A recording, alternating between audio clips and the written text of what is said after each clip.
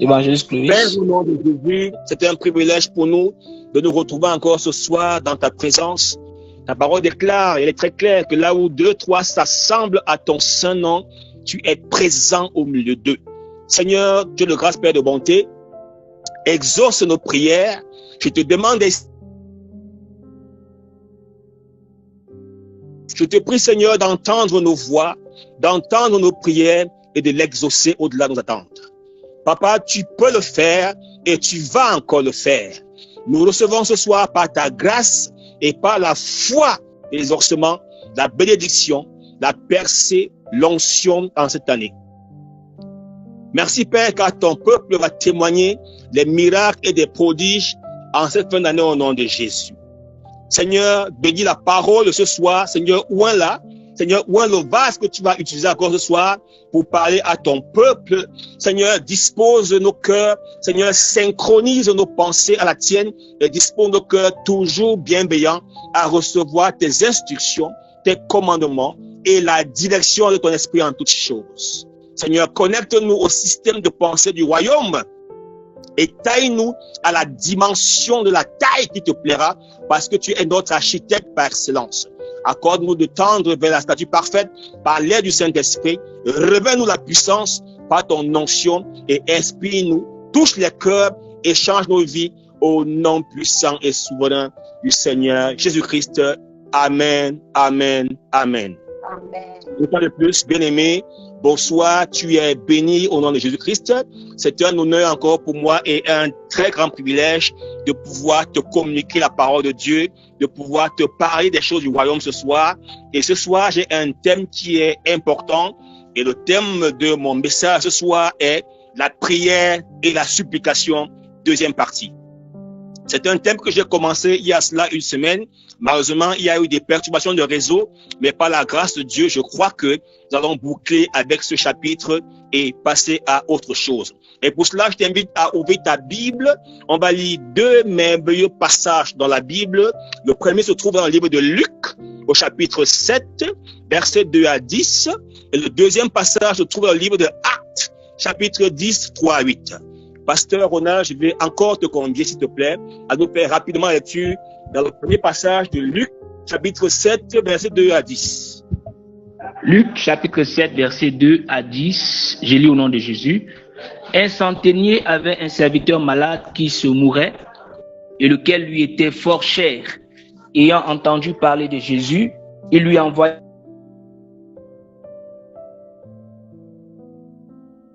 Ceux qui étaient envoyés par le centenier s'approchèrent de Jésus et lui dirent: Seigneur, ne te donne pas cette peine, car je ne suis pas digne que tu entres sous mon toit.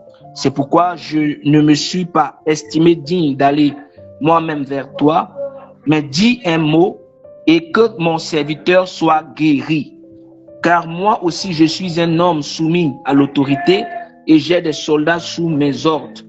Et je dis à l'un, va, et il va, et à l'autre, viens, et il vient. Et à mon serviteur, fais ceci, et il le fait. Lorsque Jésus entendit ces paroles, il admira le centenier et se tourna vers la foule qui le suivait, et plutôt il dit: je vous le dis, même en Israël, je n'ai pas trouvé une si grande foi.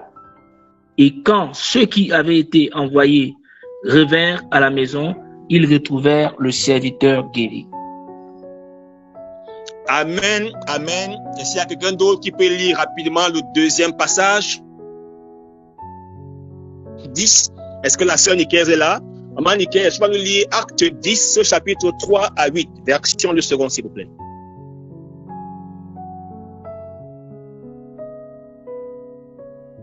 La sœur Nicaise, Acte 10, 3 à 8. Acte 10, verset 3 à 8, il est écrit: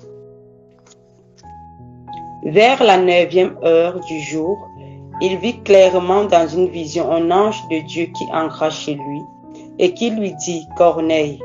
Les regards fixés sur lui et saisi d'effroi, il répondit: Qu'est-ce, Seigneur? Et l'ange lui dit: Tes prières et tes aumônes sont montées devant Dieu et il s'en est souvenu.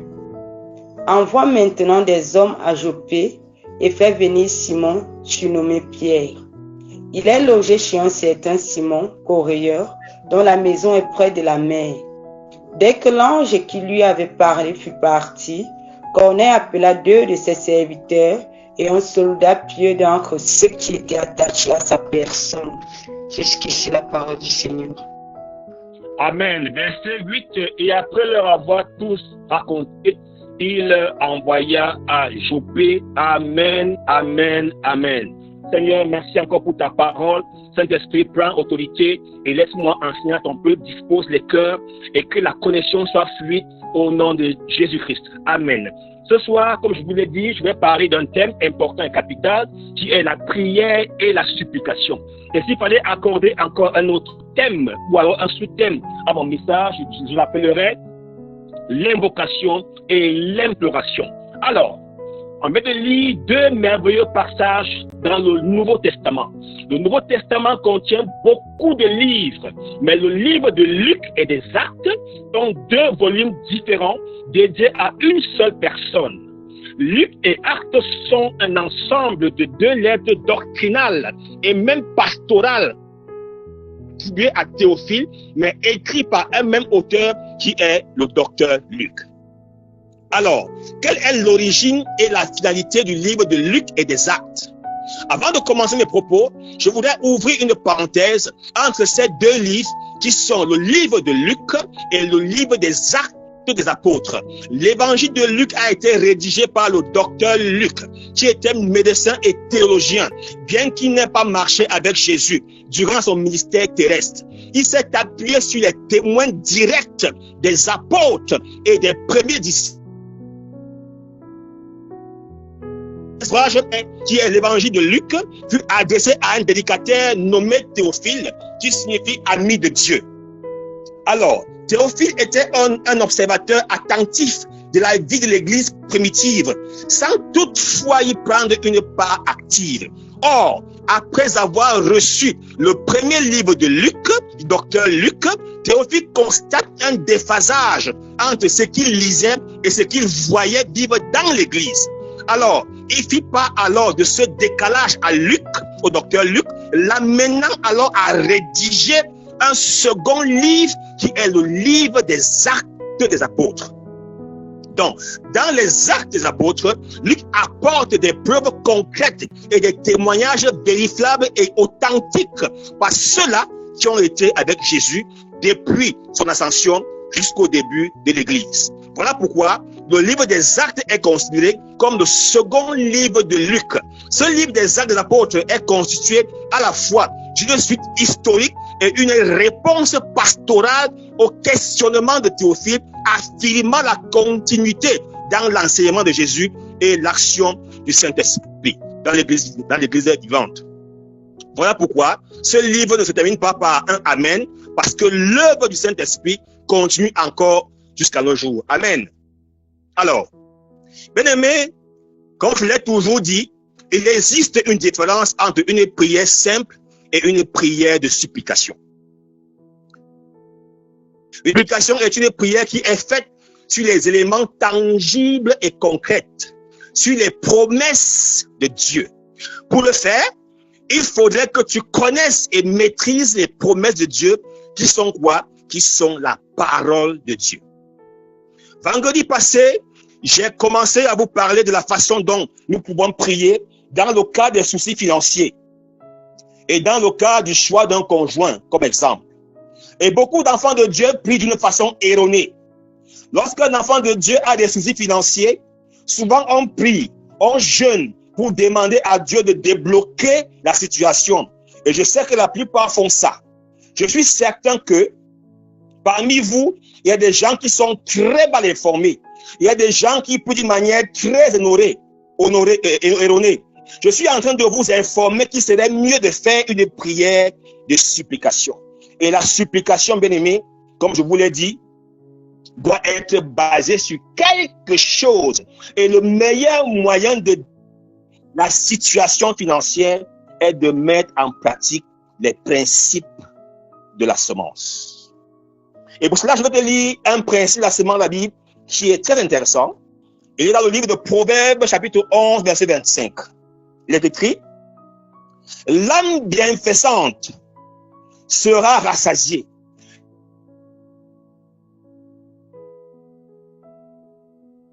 Il y a de la semence dans la parole de Dieu. Donc, si tu veux être béni financièrement, si tu veux être arrosé, tu dois d'abord arroser. Si tu veux être arrosé, il faut arroser les autres et à bénir les autres, à soutenir les autres, à soutenir l'œuvre de Dieu. Beaucoup d'enfants de Dieu veulent recevoir sans donner. Je suis en train de vous montrer que la meilleure façon de recevoir quelque chose de Dieu est de donner, c'est de s'aimer. Parce que si tu pries une prière basée sur la semence, une prière basée sur ce que tu as sémé, alors cette prière est puissante.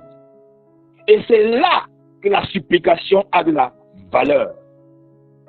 Si tu veux juste demander à Dieu une récolte, alors que tu n'as rien sémé, cela ne marche pas, mon frère. Cela ne marche pas, ma soeur. Apprenez à s'aimer. Et c'est ça le but même ce soir de mon enseignement. Alors, quand tu pries pour une récolte, il faut être sûr que tu as sémé. Je me répète, lorsque tu pries pour une récolte, il faut être sûr que tu as sémé. Ne prie pas pour récolter alors que tu n'as rien sémé. Ne prie pas, frère, sœur, pour récolter alors que tu n'as rien mis au sol. Tu veux que Dieu te bénisse, tu veux que Dieu t'arrose, mais le principe dit qu'il faut arroser pour être arrosé. Et si Dieu te donne quelque chose, il faut que tu penses aux autres. Si Dieu bénit ses enfants, c'est pour que ses enfants soient aussi une bénédiction pour les autres. Donne-moi l'amen. Alléluia. Donc, quand tu jeûnes, c'est vrai, c'est bien de jeûner, mais si tu jeûnes pour que Dieu accomplisse ses promesses, il faudrait toujours savoir que toi aussi, tu as ta part à faire dedans. Frère, si tu jeûnes pour que Dieu fasse sa part, il y a aussi ta part que tu dois faire. Donc, il faudrait d'abord faire ta part. Tu dois être un semeur. Tu t'occupes des pauvres, tu donnes aux pauvres, tu donnes aux orphelins, tu donnes aux nécessiteux, tu donnes à ceux-là qui ont faim. Ta garde-robe a des vêtements que tu ne portes plus depuis fort longtemps. Donne-les à ceux qui n'ont pas de quoi se vêtir, frère. Tu donnes aux veuves, tu donnes aux délaissés, aux opprimés. Ouvre toi-même tes portes de bénédiction. Alors tu seras dans la meilleure position de faire une prière de supplication. Amen. Il y a des gens qui jeûnent 3 jours. Il y a des gens qui jeûnent 1 semaine. Il y a des gens qui jeûnent 10 jours. Il y a des gens que Dieu débloque la situation, mais ça ne marche pas. Et quand tu te rapproches d'eux, tu te rends compte que ce sont des gens qui ne pensent à eux-mêmes, des gens qui ne s'aiment rien, des gens qui ne donnent pas, qui ne s'occupent pas des autres, des gens qui sont chiches avant, ils ne s'occupent que d'eux-mêmes et ne sont pas des arroseurs. Et là, la prière de supplication n'aura pas d'efficacité. Alléluia.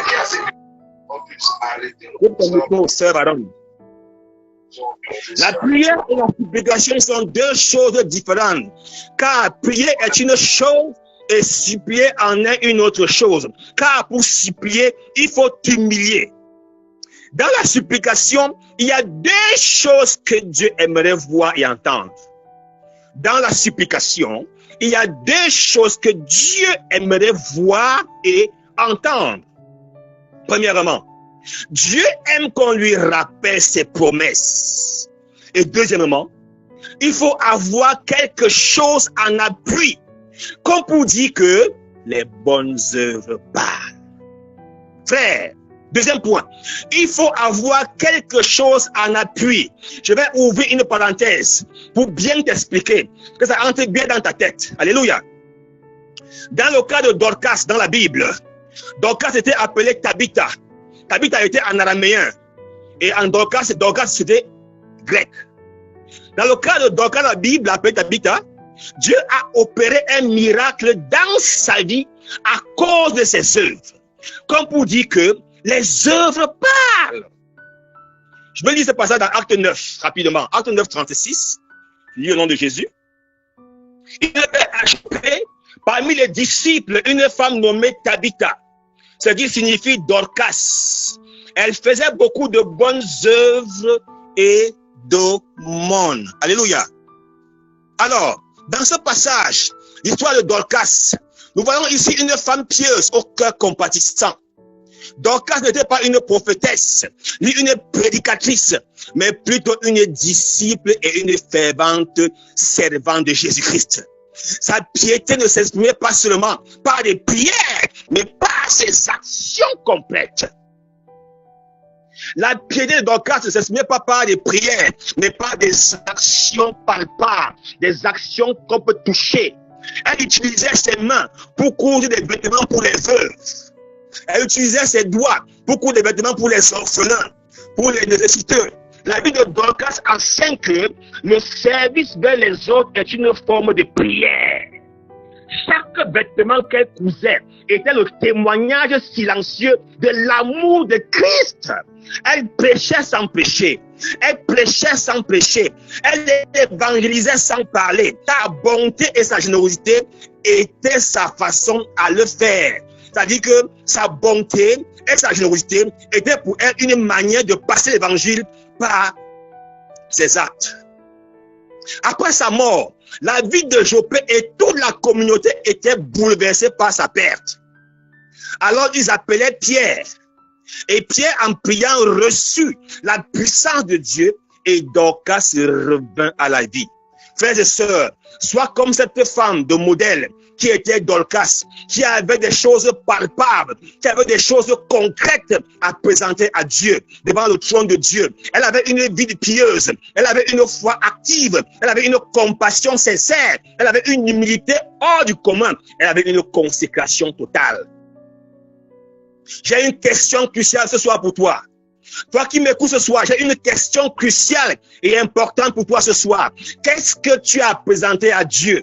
Qu'est-ce que tu as approuvé à Dieu? Qu'est-ce que tu peux montrer à Dieu qui peut toucher son cœur et agir? Tu as quoi, frère, à présenter à Dieu ce soir?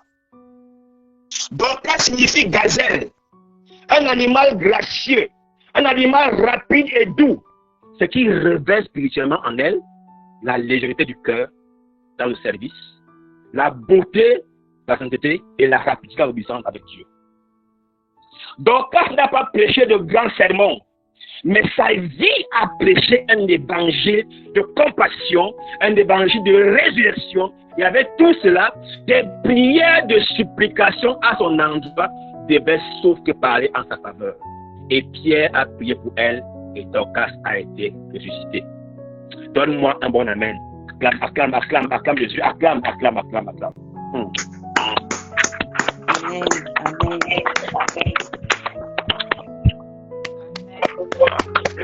Je vais revenir sur mon message. Je ferme la parenthèse. On a lu 2 passages ce soir. Dans le livre de Luc, le livre de Actes 10. Alors je prends l'illustration de mon passage avec ces 2 hommes centeniers. Le premier centenier est celui de l'époque de la loi, dans le livre de Luc. Le deuxième centenier est celui de l'époque de la grâce, livre des Actes. Je voudrais rappeler déjà que un centenier ou encore un centurion est un soldat qui est sous le commandement de 100 hommes. C'est ça qu'on appelle un centenier. Alors, première illustration, le centenier romain dans la loi, dans Luc 1, c'est Luc 7. Lorsque je parle ici du centenier romain dans la loi, beaucoup de personnes vont sûrement se demander pourquoi l'Église parle de la loi. Nous devons savoir que Jésus a vécu lui aussi sous la loi. Jésus n'était pas encore mort, donc la grâce n'était pas encore disponible. Nous devons savoir que les 4 évangiles, à savoir Matthieu, Marc, Luc et Jean, sont une transition entre l'ancienne alliance qui est la loi de Mosaïque et la nouvelle alliance qui est la grâce. C'est quand Jésus meurt et ressuscite que la grâce entre en vigueur. Son sang marque le passage de la loi à la grâce, d'où on peut conclure que la grâce commence à partir des actes des apôtres et ne se termine pas par un amen, parce qu'elle est perpétuelle. Alors, le centenier romain, dans Luc 7, avait un serviteur dans sa maison auquel il était beaucoup attaché. Et ce serviteur était malade au point qu'il était sur le point de mourir. Il entend parler d'un homme qui fait des guérisons miraculeuses et reçoit lui-même qu'il n'a pas la qualification. Ce centenier avait reconnu qu'il n'avait pas la qualification de rencontrer Jésus. Alors il va envoyer les anciens juifs vers Jésus. Ce centenier romain dans Luc 7 n'avait pas la qualification pour recevoir un miracle venant de Jésus. Par contre, Dorcas était une disciple de Jésus. Elle était née de nouveau. Elle avait la foi, mais le centenier romain n'était pas du tout qualifié pour le salut de Jésus. Pourquoi? À cette époque, Jésus n'était pas encore mort et ressuscité. Cela voulait dire que ce centenier faisait partie de la catégorie des gens que Jésus avait qualifiés, des petits chiens. Souvenez-vous de la femme cananéenne qui avait un enfant malade et possédé d'un démon. Et elle est venue trouver Jésus. Et Jésus lui a dit qu'il n'était pas bien de prendre le pain des petits enfants et de le jeter aux chiens. Cela veut dire en d'autres termes que Jésus faisait comprendre qu'il était venu à cette époque uniquement pour les Juifs ou encore pour les Israélites, c'est-à-dire la descendance d'Abraham, d'Isaac et de Jacob. Donc ceux qui étaient non-juifs étaient qualifiés de petits chiens. Si tu étais congolais, comme le pasteur David, tu étais un petit chien. Si tu étais un Camerounais, comme le papa évangile Papa Clovis, tu étais un petit chien. Si tu étais tchadien, tu étais un petit chien. Si tu étais un centrafricain, ivoirien, béninois, américain, canadien, tu étais qualifié de petit chien devant Jésus. Alors, tu ne pouvais pas être qualifié au miracle de Jésus. Le centenier romain n'était pas qualifié. Mais il y a eu quelque chose qui l'a qualifié. Au verset 5 de Luc 7, il est écrit, car il aime notre nation et c'est lui qui a bâti notre synagogue. Les anciens des Juifs, c'est-à-dire les chefs religieux, les pharisiens, les sadducéens, les élésiens, ont présenté à Jésus les œuvres de ce centenier romain en territoire juif. Et il pouvait dire, non Seigneur, il a construit la synagogue à l'honneur du vrai Dieu. Non Jésus, il mérite que tu lui accordes sa demande. Non Jésus, il aime notre pays, il aime notre Dieu, il aime notre nation. Il a construit une synagogue sans être juif. Et Jésus entendit ces œuvres faites par ce centenier avec la supplication qui était accompagnée du serviteur de ce dernier. Alors Jésus vient briser le protocole.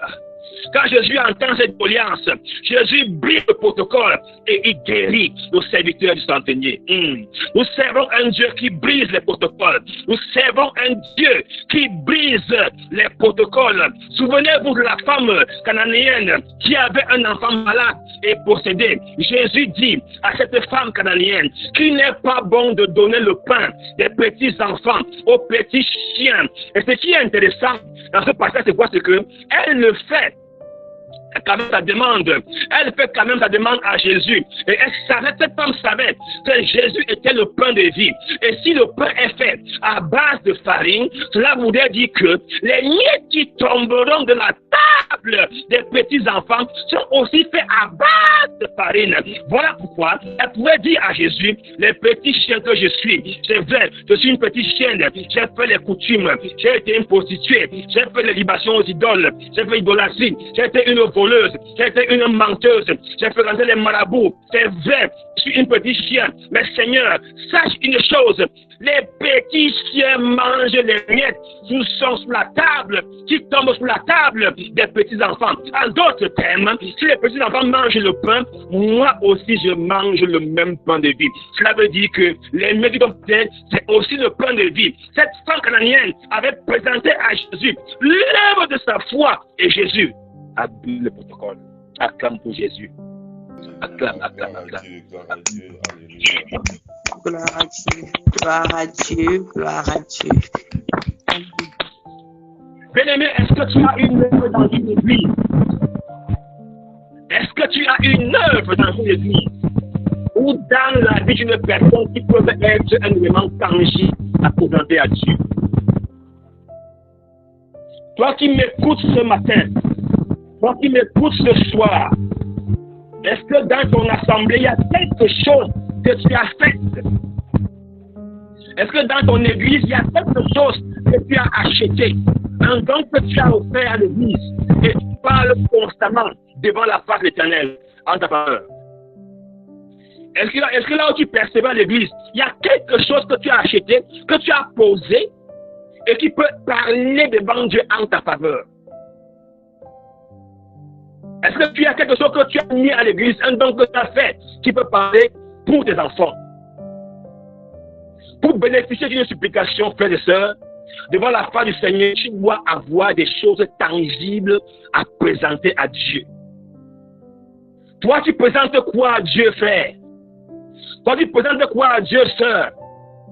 Tu présentes ton commérage, ton hypocrisie, ton orgueil, ton rang social, tes grands galons, ton argent. Laisse-moi te dire, Dieu n'a rien à foutre de ça. Je vais te donner un conseil qui va te délivrer plus que les positions des mains. Est-ce que tu sais qu'en achetant un pot de fleurs, une chaise, une lampe, un tapis, et tu mets dans une église, à chaque fois que la foule va prier ou adorer le Seigneur et que les anges viendront, toi qui es la source des œuvres, tu seras aussi béni. Lorsque tu bénis un homme, et cet homme également bénit aussi un autre homme, laisse-moi te dire que la faveur sera en retour jusqu'à la source. Amen.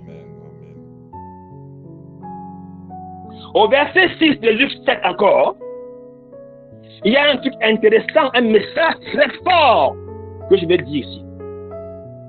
Où il dit, Seigneur, ne prends pas de temps de peine, car je ne suis pas digne que tu entres sous mon toit.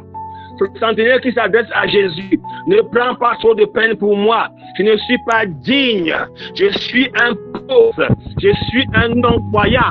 Je suis un incirconcis. Je ne suis pas digne que tu entres sous mon toit.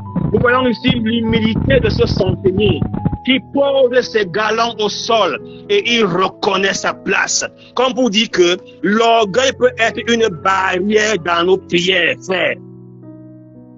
Et même quand tu lis dans le livre de 1 roi 5, nous pouvons voir Naaman, le chef de l'armée syrien, qui a failli passer à côté de sa bénédiction parce qu'il a présenté son orgueil devant Élisée, un homme de Dieu. Bien-aimé, ce soir je vais te choquer. Devant Dieu, il n'existe pas de général. Devant Dieu, il n'existe pas de colonel, pas de riche, pas d'intellectuel. Devant Dieu et son serviteur, tu t'humilies. Devant Dieu et ses ministres, tu t'humilies. Quels que soient tes galons, quels que soient tes grades, ton rang social, ta richesse, tes diplômes, ton intellect, Dieu n'a rien à foutre, tu t'humilies. Devant Dieu et devant ses ministres, tu t'humilies. Et le centenier romain, lui, il avait compris cela et il s'est humilié.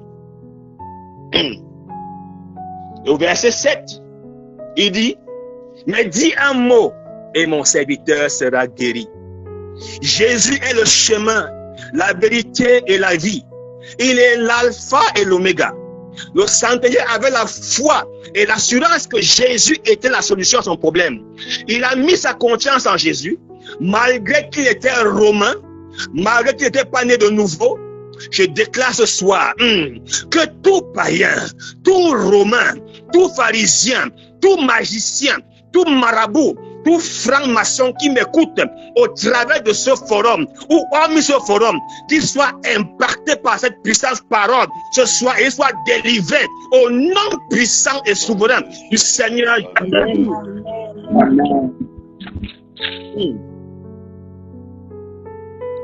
Deuxième illustration. On va maintenant dans Acte 10, le deuxième centenier romain, dans l'aide de la grâce. Acte 10. Il s'appelait Corneille. Il était aussi un centenier militaire romain. Il s'appelait Corneille. La différence entre le premier centenier, dans Luc, et celui de Acte est que Jésus était déjà mort, ressuscité et monté au ciel. Est-ce qu'on est ensemble? Le premier centenier avait demandé une faveur avec sa bouche. Et les Juifs ont présenté ses œuvres. Et celui de Acte 10, ce sont ces œuvres qui ont parlé à sa place. Est-ce qu'on voit la différence? Je vais reprendre pour que tu comprennes bien. Le premier centenier, dans Luc 7, avait demandé une faveur pour son serviteur avec sa bouche et les Juifs ont présenté ses œuvres. Or, celui de Acte 10, ce sont ces œuvres qui ont parlé à sa place. Cela veut dire qu'il existait vraiment une différence entre les deux centeniers. Celui de Luc au chapitre 7 n'était pas qualifié du miracle de Jésus. Or, celui de Acte 10 était qualifié. Pourquoi? Jésus était déjà mort et ressuscité, dont le salut était déjà disponible et n'appartenait plus uniquement aux Juifs. Par conséquent, il faisait plus partie de la catégorie des petits chiens. Alléluia. Souvenez-vous encore, je vais revenir. Jésus avait dit que tous les non-juifs étaient des petits chiens. Et Corneille était un potentiel candidat pour le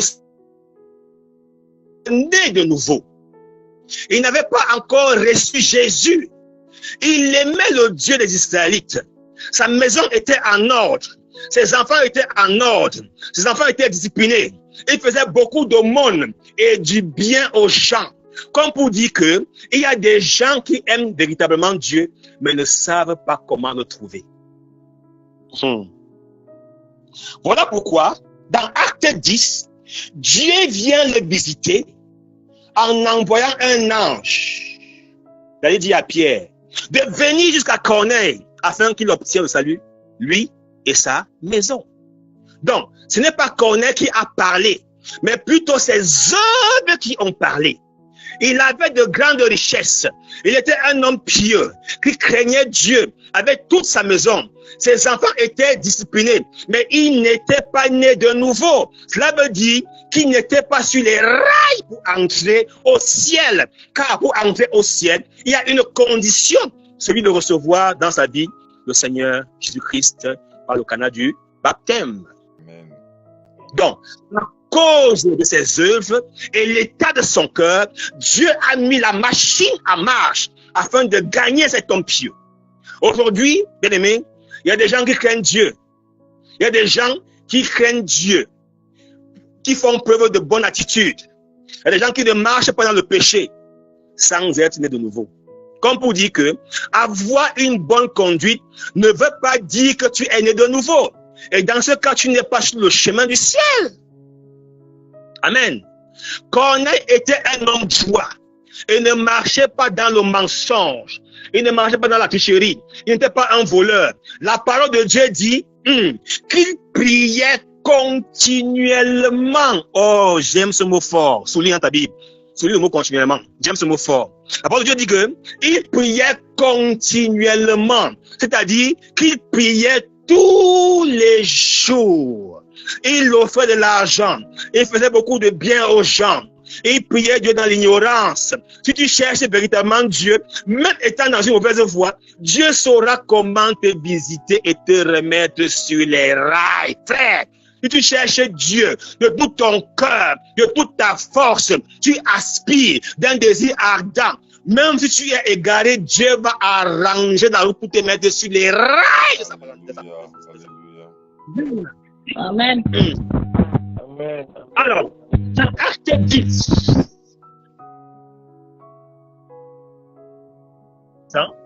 il reçoit la visite d'un ange d'une manière particulière. Alors, question, qui reçoit la visite de l'ange? C'est Corneille. Au verset 4, il dit, l'ange dit, tes prières et tes aumônes sont montées devant Dieu. Et Dieu s'en est souvenu. Frère, tu dois faire des prières continuellement. Tu dois faire des aumônes parce qu'elles montent devant Dieu comme un parfum de bonne odeur. Ici, c'est l'ange qui parle. Les prières et les aumônes de Corneille ont été agréées par Dieu. Ces prières et ces aumônes ont été des parfums d'une bonne odeur, d'une bonne senteur devant le trône du roi. Bien-aimé, pose-toi la question. Si tes prières sont de bonne odeur devant le trône du Père, tes prières, mon frère, seront agréées. elles vont se manifester au nom puissant et souverain du Seigneur Jésus. Ma soeur, mon frère, toi qui m'écoutes, tu dois avoir des prières d'une senteur agréable devant le Fils de Dieu. Tes prières doivent être des prières qui proviennent du cœur pur, pas avec des lèvres et la bouche du mensonge, pas avec un cœur noir, pas avec un cœur jaloux. Tes prières et tes œuvres doivent toucher le cœur de Dieu et provoquer la main agissante de Dieu. Ça doit monter et ça doit agir. Dieu doit regarder son fils qui prie. Il voit une bonne odeur qui monte. Et Dieu, quand il regarde, il localise le continent, il localise la planète, il localise le pays, il localise la ville, il localise le quartier. Et il envoie Gabriel. Va bénir mon fils qui m'adore là-bas en bas. Frère, tes prières doivent être des parfums agréables qui vibrent le trône de Dieu. Donne-moi un Amen. Amen.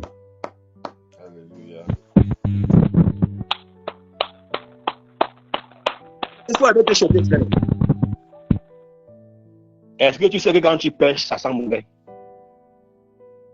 Quand tu pêches, va te choquer, c'est une révélation. Quand tu pêches là, c'est-à-dire que tu n'es pas marié, tu vas à l'hôtel, tu couches avec un homme dehors. Tu te parfumes, tu te maquilles, tu changes les vêtements, tu rentres bien chez toi, tu rentres bien à la maison chez toi, tu es tranquille, hein? Ton mari ne constate peut-être rien, tu sens bon, c'est vrai, mais sache que devant Dieu, tu sens mauvais.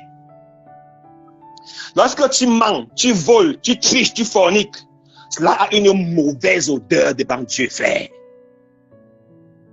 Lorsque tu jongles les hommes là, tu prends le iPhone à gauche, à droite, tu prends l'argent, ça sent mauvais devant Dieu. Arrêtez votre vie. Changez votre comportement. Alléluia. Dieu se souvient de Corneille au travers de ses prières. Et dès ses aumônes, bien qu'il n'était pas né nouveau, Dieu s'est souvenu de lui à cause de son cœur plein d'amour, car la crainte de Dieu est le commencement de la sagesse. Craindre Dieu touche profondément le cœur de Dieu. Craindre Dieu touche profondément son cœur. Il y a des gens qui aiment Dieu sans le craindre, vrai. Il y a des gens qui cherchent Dieu sans le craindre. Il y a des gens qui cherchent Dieu pour le manipuler, afin d'avoir les choses que le monde n'a pas pu leur donner. Mais tu dois savoir que dans la crainte de Dieu, il y a la reconnaissance. Dans la crainte de Dieu, il y a l'humilité. Dans la crainte de Dieu, il y a la grandeur, il y a la percée, il y a l'élévation, il y a la bénédiction, il y a la longévité. Tout ce que Corneille a fait est monté devant Dieu. Je voudrais dire ce soir à une personne que tout ce que tu fais monte devant le trône du Seigneur. Pour le cas de Corneille, on ne précise pas, mais la Bible dit que il priait continuellement et faisait beaucoup de monde. À chaque fois qu'il le faisait, il ne manquait peut-être pas une différence dans sa vie, comme pour dire que parfois tu fais de bonnes œuvres et rien ne se passe dans ta vie. Mais je voudrais prendre un exemple pour bien te démontrer cela. Quand il pleut, quand la pluie tombe, il faudrait qu'il y ait de la vapeur qui va monter une petite quantité, un peu. Donc, quand il pleut, il y a la vapeur, ça monte un peu dans le ciel. Elle va se condenser et devenir une grande quantité de nuages. Et pour que les nuages, maintenant, puissent se former, il faut du temps. Et ensuite, un jour, la pluie tombera. Voilà pourquoi tu dois avoir les œuvres tous les jours dans ta vie qui vont se condenser au ciel et un jour, elle va tomber sur toi comme une bénédiction miraculeuse. Continuellement, comme Corneille, fais de bonnes œuvres tous les jours de ta vie car elles seront des éléments tangibles devant Dieu. Elles pourront se condenser un jour comme des nuages et tu verras tomber sur toi une pluie de bénédiction. Que Dieu te bénisse abondamment. Amen. Shalom, shalom, shalom. Nous prions. Amen. Amen.